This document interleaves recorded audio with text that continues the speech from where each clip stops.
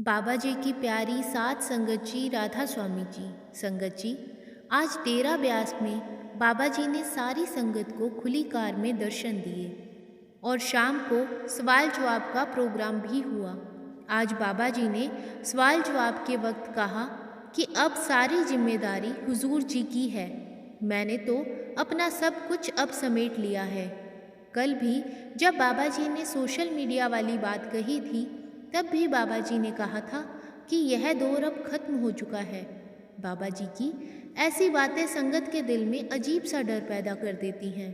आज के सवाल जवाब में बाबा जी ने मजाक मजाक में काफ़ी बड़ी बातें कह दी। वह सब आज इस वीडियो में हम आपसे साझा करेंगे। संगत से मेरी विनती है कि वीडियो को पूरा सुनें और चैनल को सब्सक्राइब ज़रूर करें।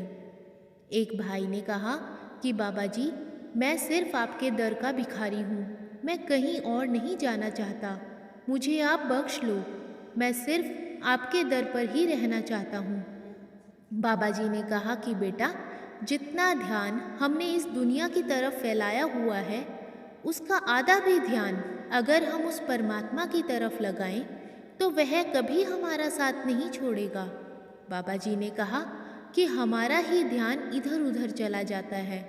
बच्चे ही हमेशा माँ बाप से दूर हो जाते हैं, लेकिन हमारी संभाल उस मालिक ने ही करनी है। किसी ने कहा कि बाबा जी, मुझे बहुत डर लगता है और बहुत ज़्यादा परेशान भी हो जाता हूँ। बाबा जी, मैं कैसे परमात्मा का सहारा लेकर इस डर को हमेशा के लिए ख़त्म कर सकता हूँ। बाबा जी ने समझाया कि बेटा, वह मालिक तो कभी भी अपने बच्चों का साथ नहीं छोड़ता, लेकिन जब हमारे मन में अनगिनत ख्वाहिशें पैदा होने लगती हैं, तब हम अपने रास्ते से भटक जाते हैं और उस मालिक को भूल जाते हैं। बाबा जी ने इस भाई को भी यही बात कही कि बेटा, बच्चे ही माँ बाप का साथ छोड़ देते हैं। माँ बाप कभी भी बच्चे को अकेला नहीं छोड़ते। बाबा जी ने समझाया कि बेटा, अगर हम उस मालिक पर भरोसा रखेंगे तो वह मालिक हमारा साथ ज़रूर देगा और उस मालिक के अलावा और किसी ने हमारा साथ भी नहीं देना। किसी भाई ने सवाल किया कि बाबा जी, जब हम ब्यास आ जाते हैं तो हमारा डेरे से वापस जाने का मन ही नहीं करता। बाबा जी ने कहा कि बेटा, उस मालिक ने हमें जो जिम्मेदारी दी है, हमें वह अच्छे से निभानी है। उस मालिक ने हमें जहाँ भी जन्म दिया है, हमें उस मालिक की मर्ज़ी समझकर उनके भाने में रहना है। उस मालिक ने जो भी दिया है, हमें उसकी कद्र करनी है। आगे किसी ने बाबा जी से सवाल किया कि बाबा जी, मैं नामदान के लायक कैसे बन सकता हूँ और इसके लिए मुझे क्या करना चाहिए। बाबा जी ने उन्हें समझाया कि बेटा, इंसान सोचता है कि वह पहले खुद में बदलाव लाए और खुद को ठीक करे, तब नामदान लेने जाए। पर बेटा, जब आप ठीक ही हो जाओगे तो आपको फिर दवाई की क्या ज़रूरत। बाबा जी ने कहा कि बेटा, जब नामदान मिलेगा तभी इन कर्मों से राहत मिलेगी। बाबा जी ने कहा कि जब तक हम नामदान ही नहीं लेंगे, तब तक हम इन कर्मों से छुटकारा भी नहीं पा पाएंगे। किसी ने बाबा जी से कहा कि बाबा जी, मुझ पर दया मेहर बना के रखना और नामदान की बख्शिश करना। बाबा जी ने कहा कि सारा कुछ बाबा ही करेगा, तुम खुद क्या करोगे। यह बात सुनकर सारी संगत ज़ोर ज़ोर से हंसी। बाबा जी ने कहा कि जब हम करनी करेंगे तभी हमें कद्र भी समझ में आएगी। एक भाई ने बाबा जी से पूछा कि बाबा जी, एक शिष्य को ऐसा क्या करना चाहिए कि जिससे वह गुरु की खुशी हासिल कर पाए और जिससे वह शिष्य अपने गुरु के प्रति अपने विश्वास को और ज़्यादा बढ़ा पाए।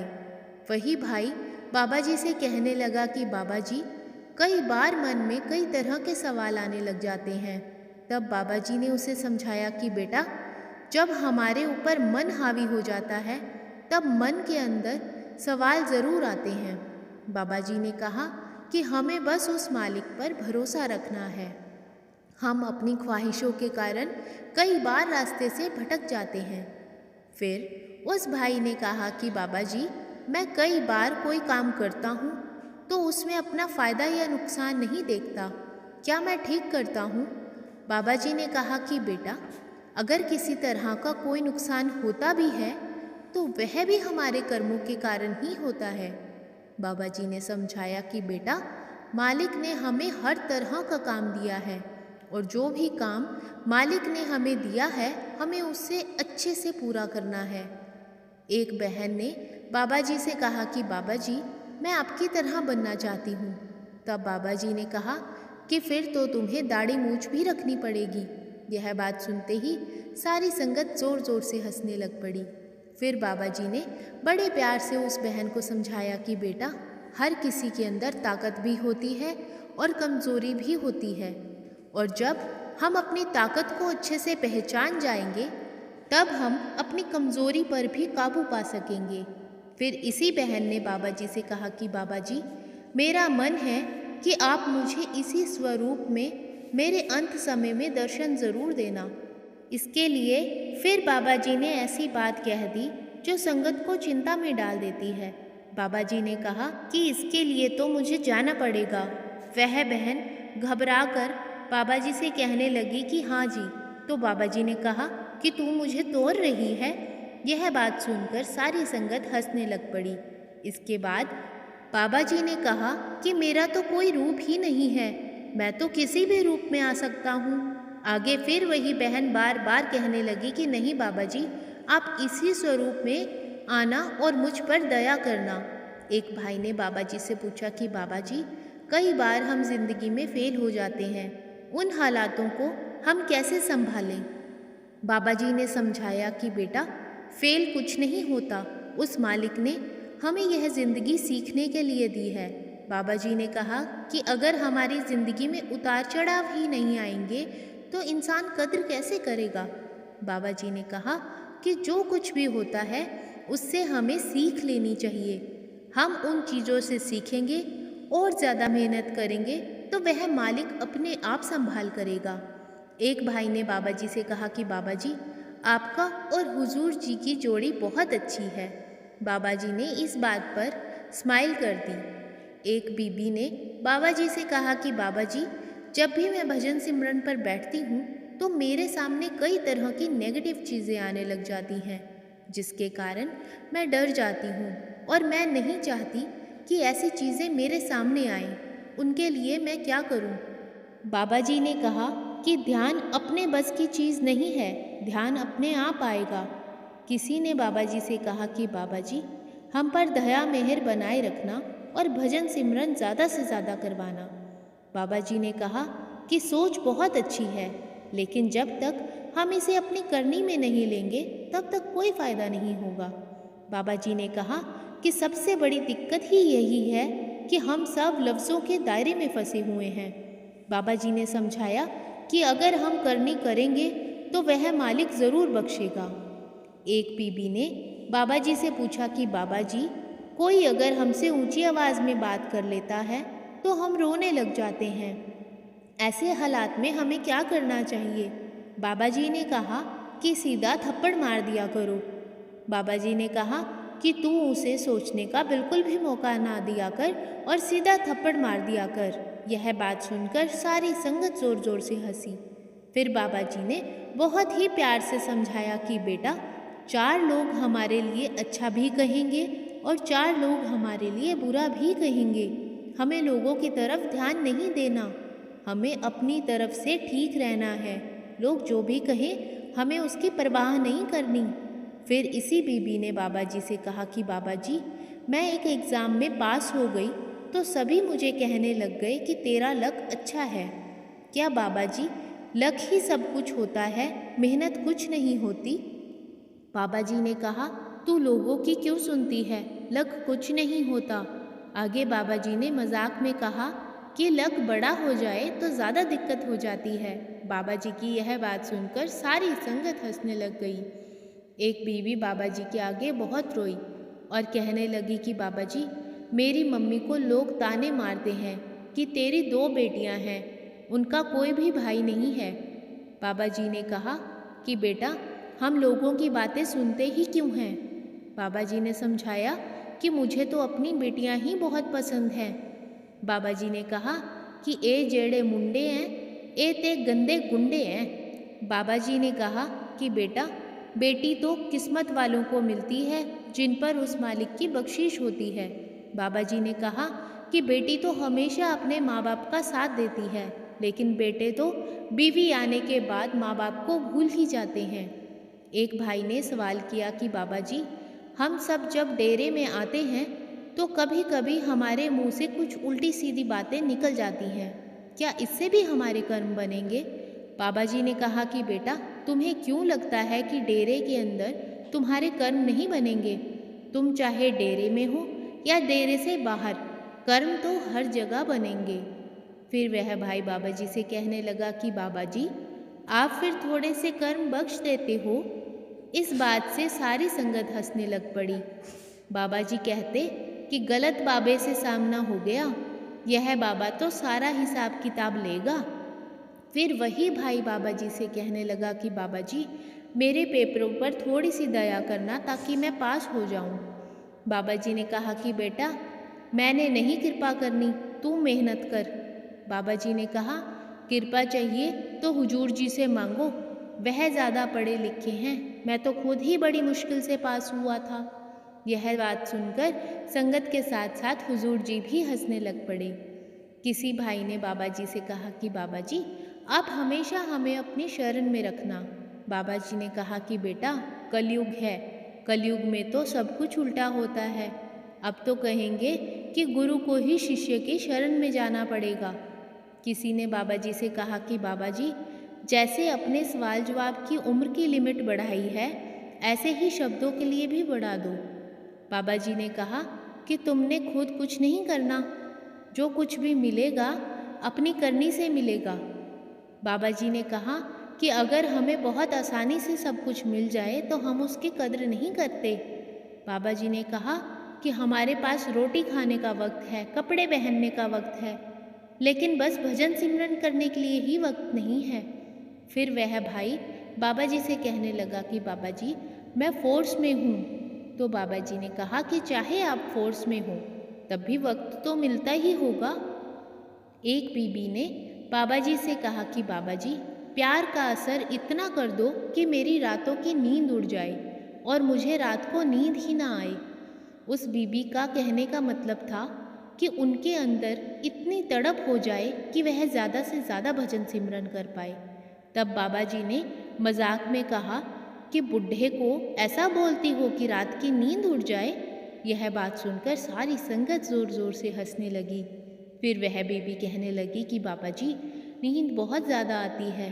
बाबा जी ने कहा कि अच्छी बात है, ज़्यादा नींद आएगी तो कर्म कम बनेंगे और मुक्ति जल्दी होगी। फिर वह बीबी कहने लगी कि बाबा जी, हमेशा मेरे साथ रहना। तब बाबा जी ने कहा कि तू मुझे मरवाएगी। यह बात सुनकर संगत खुलकर हंसी। फिर बाबा जी ने बहुत प्यार से इस बीबी को समझाया कि बेटा, हमारा ध्यान बाहर भटकता है, लेकिन जब हम अपना ध्यान अंदर की तरफ लेकर जाएंगे तब हम समझेंगे कि मालिक हमेशा हमारे अंग संग है। फिर उस बीबी ने कहा, बाबा जी, मैं आपकी दया के साथ आपके साथ बातें करना चाहती हूँ। तो बाबा जी ने कहा, मुझे कुत्ते ने काटा है। यह बात सुनकर सारी संगत खिलखिलाकर हंस पड़ी। आगे बाबा जी ने कहा कि बीबियों की बातें तो कभी खत्म ही नहीं होती। बाबा जी ने कहा, मैं ही मिला हूँ बातें करने के लिए, शादी कर ले और अपने पति का दिमाग खा। फिर वह बहन कहने लगी कि बाबा जी, मैं हुजूर जी को भी कुछ कहना चाहती हूँ, पर क्या बोलूँ समझ नहीं आ रहा। बाबा जी ने कहा कि सारी बातें तू हुजूर जी से ही कर ले, मेरी छुट्टी कर दे। बाबा जी ने कहा कि अब तो इन्हीं की जिम्मेदारी है, मेरी जिम्मेदारियां खत्म हो गई हैं। बाबा जी ने कहा कि जो कुछ भी करना है अब यही करेंगे। किसी ने बाबा जी से सवाल किया कि बाबा जी, हम जब भी सेवा या सिमरन में लगते हैं तब हमारा ध्यान भटकने लग जाता है। बाबा जी ने उसे समझाया कि बेटा, हम सिमरन को कैसे भूल सकते हैं। आगे बाबा जी ने इस भाई से भी मजाक करते हुए कहा कि बेटा, क्या तेरी शादी हो गई है? उसने बोला, नहीं हुई। बाबा जी ने कहा कि शादी करवा ले, अपने आप ही सिमरन करना शुरू कर देगा। वह भाई कहता कि बाबा जी, मुझे आपके भाड़े में रहना है। बाबा जी ने कहा, तभी तो कह रहा हूँ कि जल्दी से जल्दी शादी कर ले। बाबा जी ने कहा कि तू शादी करेगा तो अपने आप ही मेरी बातें मानने लग जाएगा। यह बात सुनकर सारे पंडाल में संगत जोर जोर से हंसने लग पड़ी। एक बीबी ने बाबा जी से कहा कि बाबा जी, मैं कई बार छोटी छोटी बातों से डर जाती हूँ। बाबा जी ने कहा कि अगर हम बड़ा सोचेंगे तभी आगे बढ़ पाएंगे। बाबा जी ने कहा कि मालिक ने जो भी दिया है हमें उसकी कद्र करनी है और हमेशा पॉजिटिव होकर चलना है। किसी ने कहा कि बाबा जी, जब भी हम ध्यान पर बैठते हैं तो आपकी तस्वीर सामने आ जाती है। बाबा जी ने इस बात को भी मजाक में लेते हुए कहा कि मेरी तस्वीर आगे आती है, मैं नहीं आता। बाबा जी ने समझाया कि ध्यान हमारे बस की बात नहीं है। हमारे मन पर जिस चीज़ का ज़्यादा प्रभाव पड़ा होता है वही चीज़ हमारे सामने आती है।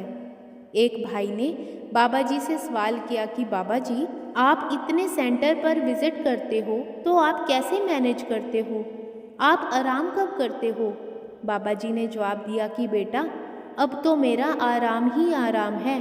बाबा जी ने कहा कि मैं अपनी जिम्मेदारियां अब सौंप चुका हूँ। इसी भाई ने बाबा जी से पूछा कि बाबा जी, जब आप नए नए गद्दी पर बैठे थे तो आपने कैसे मैनेज किया था? बाबा जी ने कहा कि बेटा, ऐसी कोई भी दिक्कत नहीं आती। बाबा जी ने कहा कि जब हम अपने ऊपर कोई भी जिम्मेदारी लेते हैं तो उसका बोझ हमें खुद ही उठाना पड़ता है, लेकिन अगर हम वही सब कुछ उस मालिक के ऊपर छोड़ दें तो जिम्मेदारी भी उस मालिक की ही हो जाएगी। फिर इसी भाई ने कहा कि बाबा जी, कल मेरा जन्मदिन है, एक बार मुझे जन्मदिन विश कर दो। इसके बाद फिर बाबा जी ने मजाक में कहा, बेटा, happy birthday, father's day, mother day, ये सारे डे भूल जा, सिर्फ वाइफ डे याद रखा कर। सारी संगत फिर से हंसने लग गई। किसी ने बाबा जी से सवाल किया कि बाबा जी, मालिक ने हमें इस दुनिया में क्यों भेजा है? बाबा जी ने कहा कि जब हम घर में रहते हैं तब हम सोचते हैं कि इस घर से थोड़ा बाहर निकल कर देखें और बाहर की दुनिया को एक्सपीरियंस करें कि बाहर का माहौल कैसा है। ऐसे ही फिर जब हम वहाँ पर थे तो ज़िद करने लग गए और उस मालिक ने फिर हमें नीचे भेज दिया और कहा कि जाओ, तुम पहले एक्सपीरियंस ही ले लो। साथ संगत जी, ये थे आज के बाबा जी और संगत के बीच हुए सवाल जवाब। वीडियो आपको कैसी लगी कमेंट बॉक्स में ज़रूर बताइएगा। वीडियो को लाइक, शेयर और चैनल को सब्सक्राइब ज़रूर कीजिएगा। राधा स्वामी जी।